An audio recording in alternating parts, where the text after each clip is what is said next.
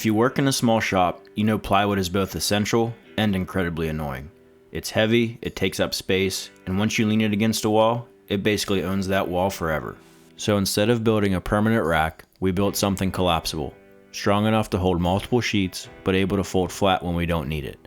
Built from 4 2x4s and some hardware, all for under $50. The only thing is, will it actually work? In a small shop like ours, flexibility isn't optional. It's essential. There's no spare 8 foot of wall waiting to become permanent plywood storage. Every square foot has to earn its place. We even built a rolling plywood cart, and it slowly turned into a graveyard for cutoffs. So we needed something that could hold multiple sheets, work for one person, and disappear when it wasn't needed. At its core, this is just a collapsible A-frame. But instead of relying on friction or just hoping it stays put, we designed it so the geometry does the work. The top pivot points allow the legs to open and close smoothly, while the spread angle is controlled at the base with a lower connection that doubles as both a brace and a resting surface for the sheets. When weight is applied, the load pushes mostly straight down with a slight outward force. That outward force is resisted by the bottom connection, which locks the spread and keeps everything stable. Simple materials, simple geometry, and a structure that's solid when it needs to be, but folds flat when it doesn't. Now that the plan was dialed in, it was time to start building. We grabbed 4 2x4s and started by cutting the legs, each with a 12-degree angle at the top and bottom. All 4 are the same length to keep the rack perfectly symmetrical, so we batched those out on the miter saw. Once the legs were cut, we moved on to the spacer blocks.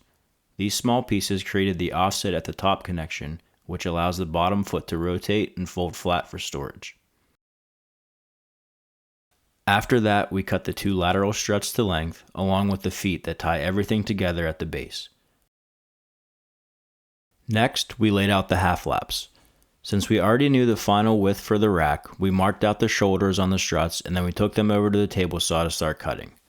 There are a lot of ways to cut these half laps, but this method felt the most straightforward and comfortable for us.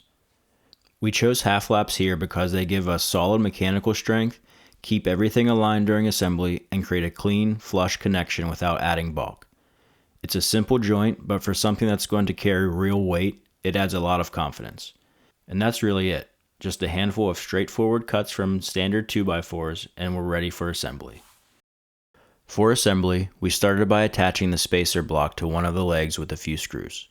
That spacer doesn't need to move, it stays fixed on one leg on each side. Its job is simply to create the offset that allows everything to fold properly later on. With that in place, we grabbed 2 legs and clamped them together to keep everything aligned so we could drill our through hole at the top, ultimately becoming our main pivot point.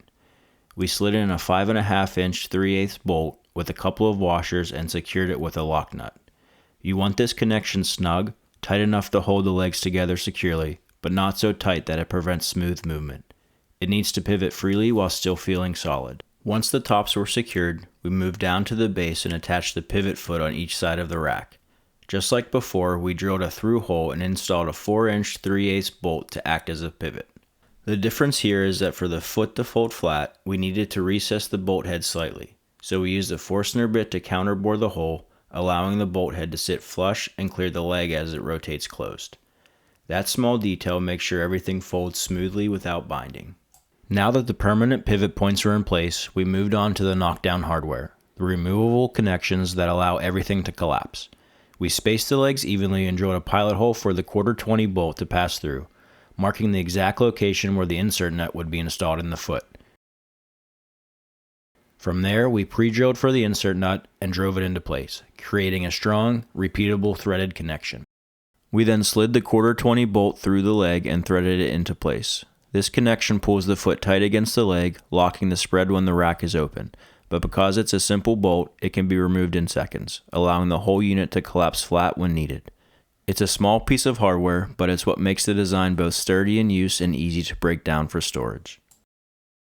Now that both frame sides were complete, we moved on to installing the 1x2 blocking that supports the top strut. We could have used more 1/4 bolts and insert nuts here, but this location is a bit awkward for alignment, and under load it doesn't add much structural benefit, so simple blocking made more sense. With that in place, we slid the bottom strut into position, tying both sides together. And just like that, the build was complete. Now for the moment of truth. Is this thing about to embarrass us on camera? Not a chance. We ran the numbers before we cut the first board. 5 sheets totaling over 300 pounds, and the rack didn't even flinch. No noticeable deflection, no wobble, no shifting. Just a stable, confidence-inspiring stand that handled the weight exactly the way we designed it to. While the load capacity is great, where this rack really proves itself is how quickly it disappears. From fully stored to fully set up in just a matter of minutes, and right back out of the way when we're done.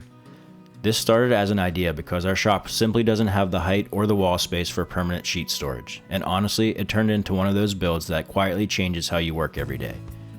Since this is a prototype, and we already have ideas for version 2, we'd love your input. If you'd improve anything or tweak the design, drop it in the comments. We read every one. We're also considering turning this into a clean set of plans with exact dimensions and hardware details. If that's something you'd actually build in your own shop, let us know in the comments. That'll help us decide whether to put them together. This rack solves the storage problem. Our modular cut table solves the handling problem. So if you haven't seen that build yet, that's the next one to watch. If this helped you, hit like.